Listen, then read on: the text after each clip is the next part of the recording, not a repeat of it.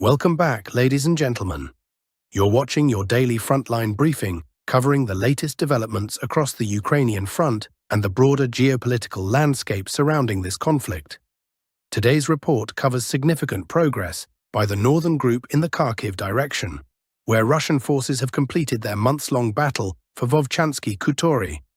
We'll also look at localized advances near Kupansk, ongoing fighting on the Kostiantynivka and Dnipropetrovsk sectors, and the latest from the Zaparidge Jia direction, where the situation around Stepnohirsk remains unclear. And finally, we'll take a close look at the European Union's evolving military strategy and what it may mean for the trajectory of this conflict going forward. Let's get into it. Among all operational groups currently engaged along the Ukrainian front, the northern group has delivered the most notable results in April, and this has arguably been one of the more surprising developments of the month. Combat operations for the settlement of Vovchansky Khutori have concluded. Russian units drove Ukrainian forces from the eastern outskirts of the village and advanced through the remaining residential blocks over a distance of approximately 1.5 kilometers, thereby establishing full control over the settlement. Simultaneously, a forested area to the northeast of Vovchansky Khutori was cleared, significantly consolidating Russian positions and eliminating the threat of counterattacks from the northern axis. It is worth recalling that fighting for Vovchansky Khutori began on 30 December of last year, when Russian units entered the village from the western side, for required exactly 3.5 months. The duration of the engagement is explained by the topography of the objective itself. Vovchansky Khutori stretches nearly 5 kilometers in length, and each of those kilometers of built-up residential area had to be taken against determined resistance. By comparison, the battle for Vovchansk itself lasted over 1.5 years, though the two are not comparable in terms of area or construction density. From a tactical security standpoint, the threat from the north has now been neutralized. The forested areas have been cleared and are under control. The threat of counterattacks from the east, from the direction of Zibyn and Velyka, remains. From the south, it theoretically exists as well, though it is substantially constrained by terrain. The area consists of open fields with sparse, thin tree lines, insufficient for covert concentration of assault groups. The capture of Vovchansky Khutori opens the prospect of further advance eastward along the Vovcha River. The next two settlements in line are Pokrovsk and Zybyn. Both are considerably smaller than Vovchansky Khutori, which gives grounds to expect a faster operational pace. It should also be noted that a southward advance remains a strategic necessity for the complete security of both Vovchansk itself and the newly captured Vovchansky Khutori. Nevertheless, no activity has been observed on this axis. Approximately 2 months have passed since control was established over Vovchansk and Vylcha, yet the southern vector remains static. It is possible that the situation will change with the arrival of dense summer vegetation. Kupansk direction, Western Group. On the Kupansk sector, a localized advance has been recorded on the left bank of the Oskol River in the area of Novozinov. Units of the Western Group advanced approximately 1 kilometer and established a foothold in several buildings on the eastern outskirts of the settlement. The presence of Russian forces in Novozinov has been confirmed by objective control footage. These are not unsubstantiated claims, but documented recordings from the scene. The situation nonetheless remains unstable. Immediately following entry into the settlement, Ukrainian FPV crews began actively targeting Russian positions. Whether Russian units will be able to hold the captured buildings and expand their zone of control in Novozinov remains an open question. Regarding the neighboring settlements of Mykhailivka and Kupiansk-Vuzlovyi, which were previously declared as taken, the operational map speaks for itself and requires no further commentary. No changes have been recorded on the Lyman and Sloviansk directions over the past 24 hours. Donetsk direction. Kostiantynivka sector. The operational tempo of the southern group in April has slowed somewhat compared to February and March. This was anticipated. Russian forces have closed in on the main Ukrainian fortified stronghold, Oleksandrivka. For the Ukrainian side, holding this defensive node carries critical operational significance, as its fall would open a direct route to the town of Mykhailivka. This explains the exceptional tenacity of the Ukrainian defense in this area. The situation around Kryvyi is equally difficult. Progress here is slowed by objective terrain factors, continuous elevated ground, chalk hills, and extremely challenging conditions for offensive operations.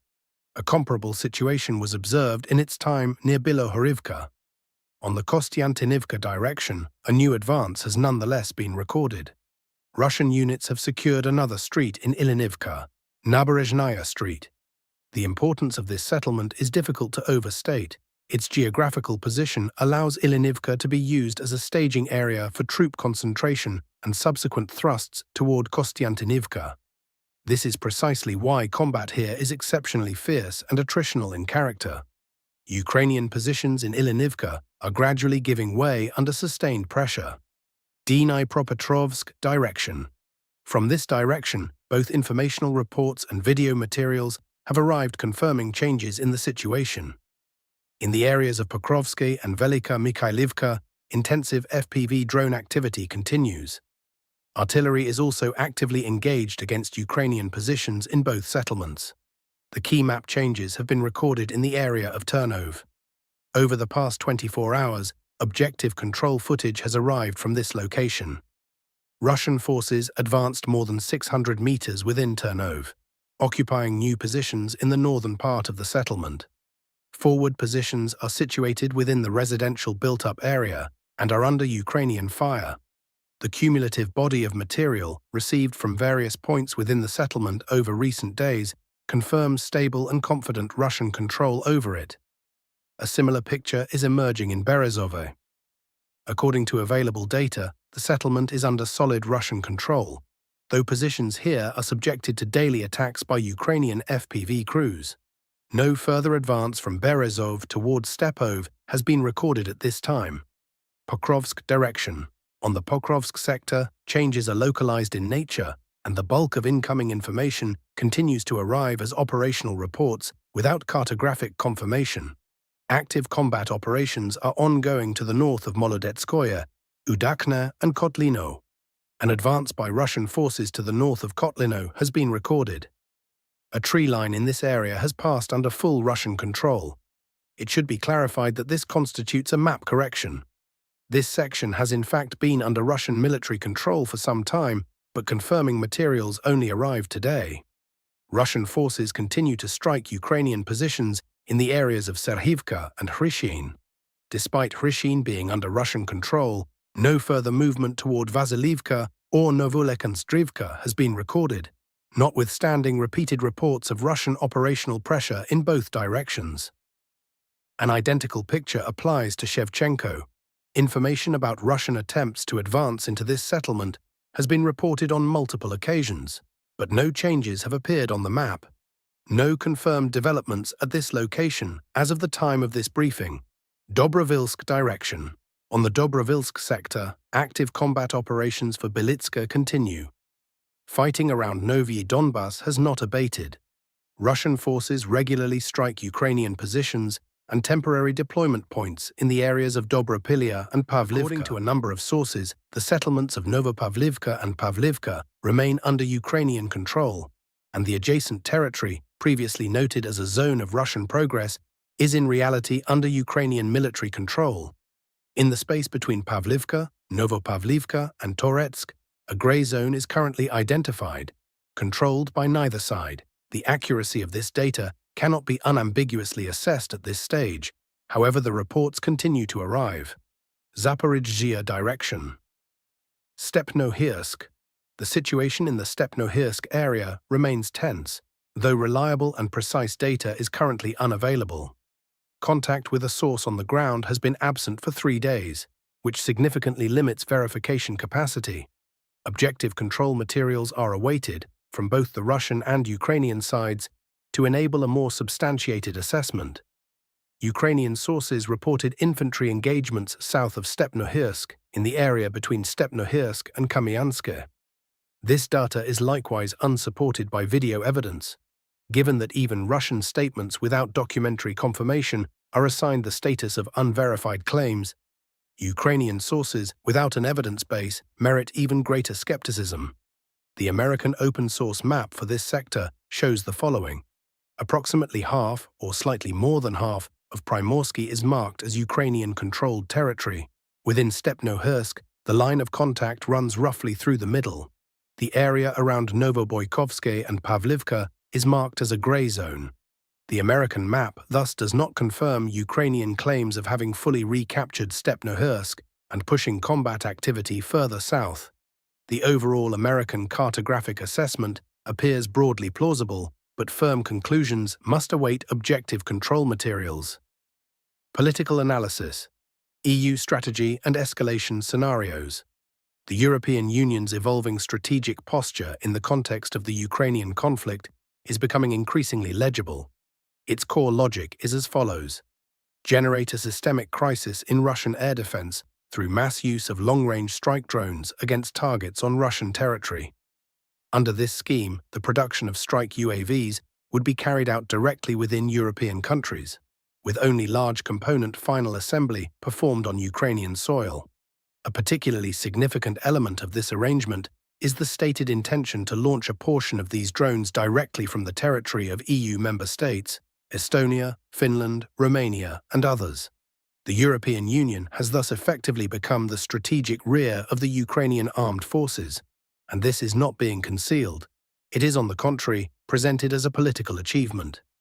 If this threat is not neutralized in the near term, a crisis in Russian air defense capacity, consistent with the production volumes being declared by the European defense industry, could become a reality by the end of the year. Against this backdrop, three fundamentally different response options present themselves. The first option is one of inertia. Take no active steps and assume the situation will resolve itself.